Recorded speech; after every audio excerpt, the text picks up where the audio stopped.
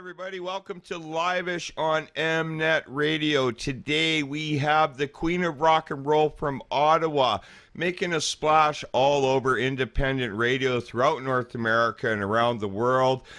Sabrina Fallah. Good day, Sabrina. Good day to you. So happy to finally have you on air. It's taken a long time. You're a very busy lady, but you've definitely been making people listen to your music lately, and we wanted to get you on here because as soon as we heard your EP, we wanted to talk to you about it. So thank you. Yeah. So great. So you're from Ottawa. Were you raised there? Yes, I was born and raised here. Yeah. Is that a good thing? Yeah, I actually like Ottawa. No, Ottawa must be a pretty cool place. You know, I actually have never been there. I've been to Toronto many times, but... it's smaller than Toronto, and the drivers are nicer. Oh, okay. Well, that's good, They actually signal when they want to pass and turn. They don't... No way. Cut you off. And I know, eh? Okay. Nobody wants to signal anymore. So no, nobody. Everybody's in a hurry to go somewhere. They forget how to use that signal thing.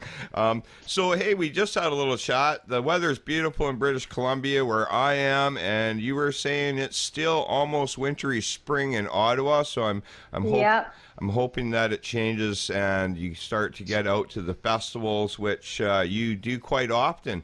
Yeah. So your EP is called Sabrina Fallah, and it has been getting you a lot of attention. I mean, you won the Banger Music Award for Female Vocalist of the Year. Was that correct? Or was that most promising? I think it was Female Vocalist of the Year. I think it was Female Vocalist. I was actually... I found out last minute about that. I had no idea I was even part of it. They messaged me one day and said, we have a gift for you. I'm like, ooh, gifts, nice. Yeah. And then I see the award. I'm like, where did this come from? Well, you know what? You must be getting used to it now, Sabrina, because... yeah, but like some of these things, like I don't know what's happening in the background because not everybody is telling me everything. Yeah, you know, last minute, I find out I'm in a contest. I'm like, I'm in a contest? Like, really? Well, you know what? Cool. Your name appears in a lot of awards nominations. It appears on a lot of the independent radio charts. One of the recent ones I was looking at had you second up against another band that I'm familiar with, the Cranberry Merchants, and I'm thinking... Cranberry, yeah, I know them. Yeah, so they're from Atlanta, Georgia, and they're really great, and we play one of their tracks here, but the song that they had you behind, I thought, no, that's not it. That's not as good a song as their other song, The Black Maria, which we play. It's a great tune, but I thought you should have been number one there, but hey, you can't win them all. And you're in the top 10 in just about every list around, so congratulations. But I actually won first place twice in a row. Well, there you go. And then the third time, when the Cranberry Merchants won, I was like, it's okay, because I didn't always want to be the first one anyway. I wanted somebody else to take that spot, but at the same time, at least I knew the band that won. Okay. And I know who they are, so it's like okay, enjoy it. You know what? Because next time I'm getting it back. You're coming back right on. I'm coming back even harder next time. You know what? I just thought for the songs that they do that it was a strange one to pick for number one. I would have picked the Black Maria, but there you go. So moving on. You've been interested in music for a long time. I think your bio said you started humming songs and learning music probably about as early as 4. Started playing guitar in your early teens. Yeah. Yep. I want to say that you're an amazing songwriter. And when I looked at your influences, Green Day, Bon Jovi, Billy Idol, and I thought, well, isn't this strange that she hasn't put Joan Jett down there? Because when I listen to you and I look at you, Joan Jett comes to mind, and I hope you realize that's a compliment because you actually do kind of look like her. I look like her. Also, people say I also sound like the Cranberries and Pat Benatar. Oh yeah, no, for sure. So I was really interested to see that your influences were all male. Yeah, it's just the thing is, while I was growing up and when I got into the rock after hearing Green Day, I thought if I listened to more male bands, I can do the rasp and the rock feel in the voice better because I had a very poppy voice. Yeah, yeah. And I wanted to have that edge. And I don't know, I just prefer to listen to male when it comes to rock, but I have to say Evanescence is good too. I love Evanescence as well. Right on, yeah. But I just grew up listening to those bands, and they just happen to be the ones that people say, "Oh, I hear that Bon Jovi feel," or I hear that Green Day sound. Yeah, but like Joan Jett is in my voice. And you know what? I have to agree. For some reason, isn't there? Yeah, Somehow no, I definitely I have agree. a bit of her voice, but I don't know where it came from. I don't know how that happened. But I worked a lot to make my voice sound like a rock singer because if you don't work at it, you'll never get there. Yeah, absolutely. And you know what? Yeah. I think your voice is, it stands alone as well. It's a very powerful voice. It's very easy to listen to voice. When you listen to the lyrics, you actually understand what you're singing. And your melodies are really well crafted, and that brings me back to, I think your songwriting is great. Kiss is a Killer has been gaining, I think, most of the attention off the EP, but Stuck Up is my favorite. I gotta tell you, I think that song is so cool. Stuck Up is my favorite. I love it. It's so upbeat. It's so upbeat. Yeah, but it's like in your face, and you're just telling it to somebody like it is. That is exactly what it's supposed to be. But the thing about Stuck Up is I'm not writing it for someone or to someone or about someone. Okay. It's just an idea of a song that with my co-writer we came up with, and I'm like, I want to write something in your face because I don't think I have met anybody that is really stuck up. Or if I have, I didn't say it in their face, but there's a lot of people who think they know it all. You know what I mean? I think a lot of people can relate to knowing somebody that's stuck up. and that is why I write songs that are relatable and that people have gone through, or else that they won't understand the story behind it. Yeah, exactly. And this is the other really interesting thing about the album. Now, you recorded this in England, and you worked with Stuart, renowned record guy. He worked with Elton John and Led Zeppelin, if I'm not mistaken. How did that happen? How did you get that opportunity, and which studio did you record in? Okay, I can't remember the studio. Oh, it was just a good one. Let's put it that way. But it was, we went to his studio. Okay. But I recorded my vocals in his home. Oh, so okay. It was like the band. Anyway, but how I came about to that opportunity. So when I was in college, I think in 2010, it was the pre-music production program, and it was the producer's class I was in. Mm-hmm. And in the producer's class, you get to meet the producers by them coming in, or by phone call, or by Skype. Okay. So that morning, Stuart was on Skype, and I didn't know he could see me from the camera on the laptop. Okay. And what happened? I remember this story so much because I talk about it to this day. I still can't believe it happened. Right. So what happened was he would ask the class, "Who plays an instrument?" I raised my hand. Or who writes songs? Raise my hand. Right. Who performs constantly? Raise my hand. Who likes to record?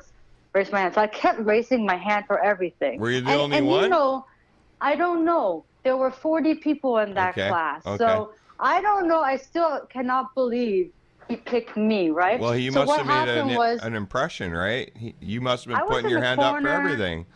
I was in the corner. I was shy. I had my hood up. I was very shy back then. Oh, I didn't want anybody to look at me. And anyway, so he asked my teacher, who is that girl in the front row? And then I'm like, oh my God, no way did he just say that. Right. I'm like, Lou, I think he meant me. Yeah. He means me. I told him, I'm like, Lou, it's me. I'm the girl in the front row. and then he's like, okay, I hear it, Sabrina. And then he started talking to me about like, he wanted to know if I wrote songs with the right way of writing it, like a certain format, Okay. or the structure. At that moment, I didn't care about the real way of writing. I Okay. just wrote the way I felt, but now I follow the commercial Formula. format. Yeah. Formula, yeah. But somehow our conversation, this is in front of 40 people in the class, right? Right. So he goes on asking me questions. Then he says, do you have a demo I could hear? I'm like, oh my goodness. Wow. Oh my goodness. And then he said to my teacher, Lou, at the end of class, please send her my email. I'm like, oh my God, I just got my break or some kind of break right there. No kidding. And then so what, and I swear, I was so scared. I thought everybody hated me in the classroom, or like was. Oh no. Because you know what? I was embarrassed because Right. it happened in front of all those people. But after a while, nobody did anything to me. But Well, I'm sure things they were pretty happen to impressed you. too, right? Yeah, but maybe some were like, "What the hell just happened here?"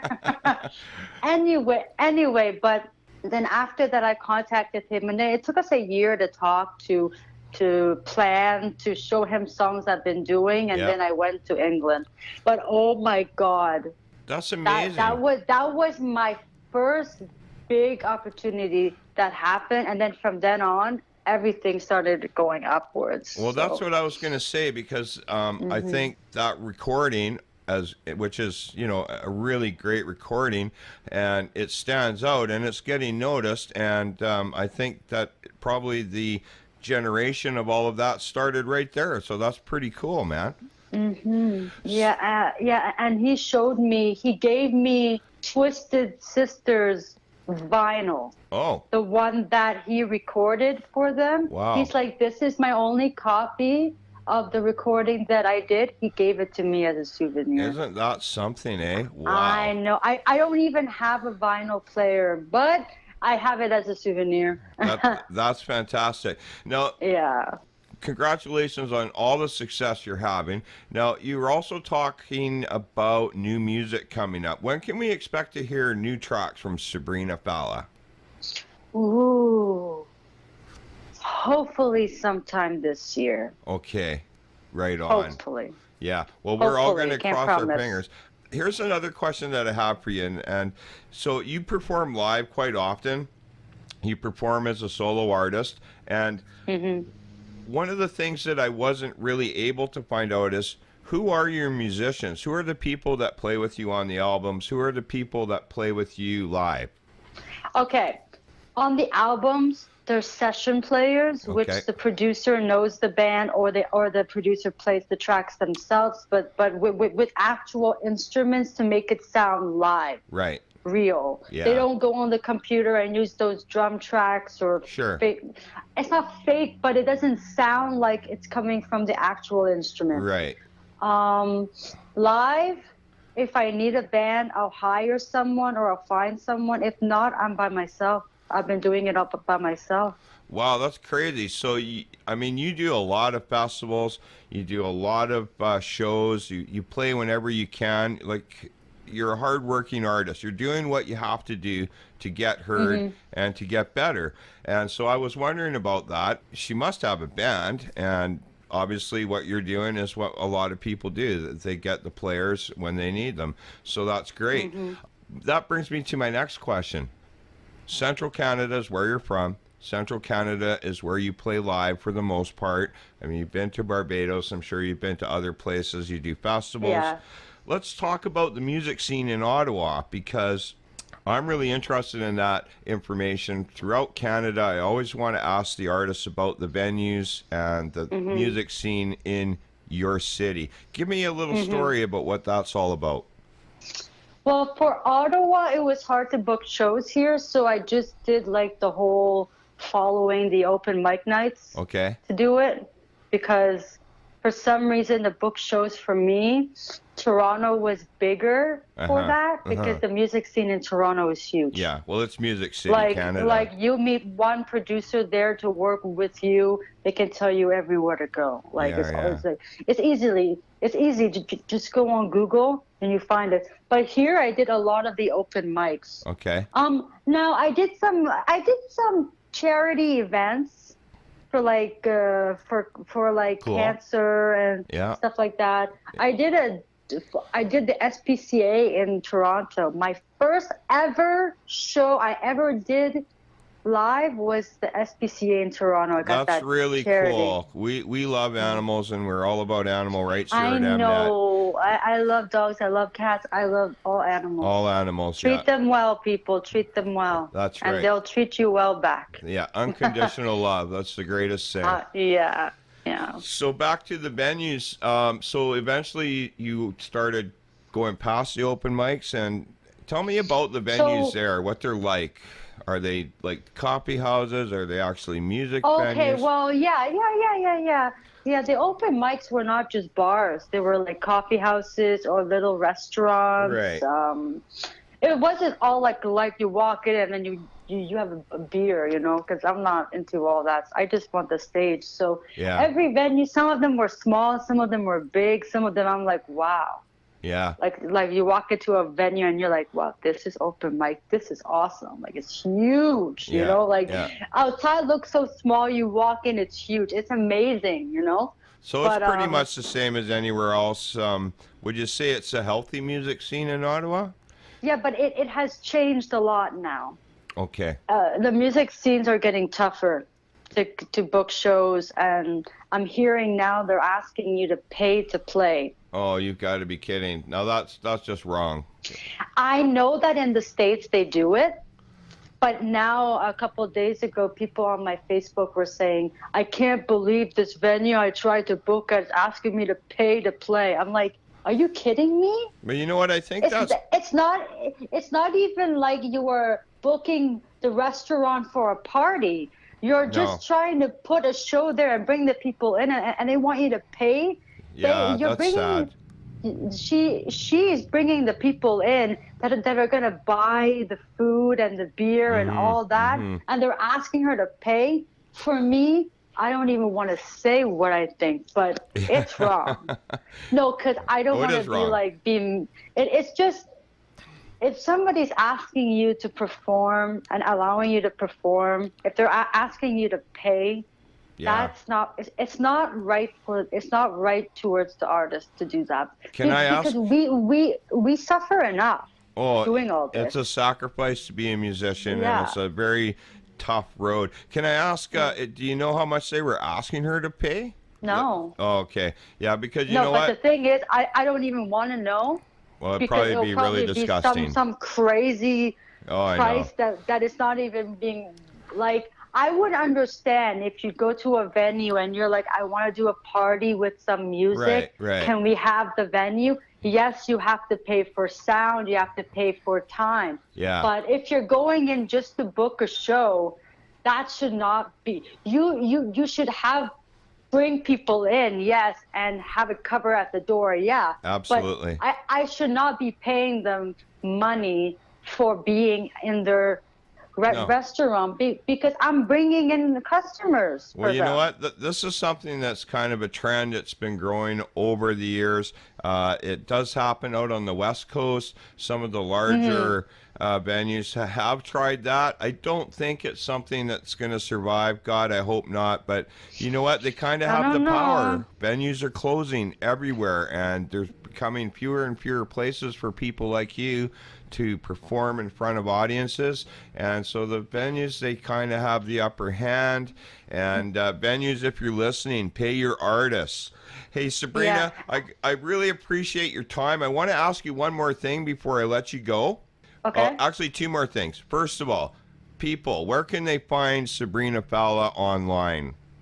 Okay, they can go to sabrinafallah.com. Right, and that's on my website, Fallah, people. Yeah, Fallah, yeah. And on my website at the top, all my social media links are there. There you go, people. And if you can't figure that out, you can go to the MNET Radio Music Club page, and Sabrina's on there. And one more sweet. thing. Yeah. How are the squirrels? Oh, okay. So this is an interesting thing because something happened today with the squirrels, and I'm happy you asked because now I can announce it. Okay, let me just let people know. Sabrina has some pet squirrels, and she's a wonderful animal lover, and something happened today. So what did happen? So I have like 6-7 squirrels in my yard, yeah. But there's one I've been feeding for 2 years, and now it's going to the third. And every time winter ends, I'm always thinking, is he ever going to show up? Because I never know if they pass or something happened to over them. the winter, yeah. I'm always worried for all of them because I care for them, right? Right. So today I wake up and I go outside and I'm about to put food on the plate. My squirrel Blackie is right in front of me at the door, waiting for food to be taken from my hand. Oh, I'm that's like, nuts. He's back. He's back. He's alive. He's safe. He's healthy. He knew where to come for. He came home. Well, I'm came sure he loves exactly you. where I fed him before. He's obviously one of your biggest fans, and like most of the people that are learning and listening to you, way to go, Blackie. We hope you have many more winters to come. Sabrina, we're looking forward to new music and hearing from you again in the future. And people, if you get to Ottawa, go to venues that pay their artists. Once again, thanks so much for doing this, Sabrina. All right. Thank you so much. Okay, let's listen to Stuck Up from Sabrina Fallah on MNET Radio.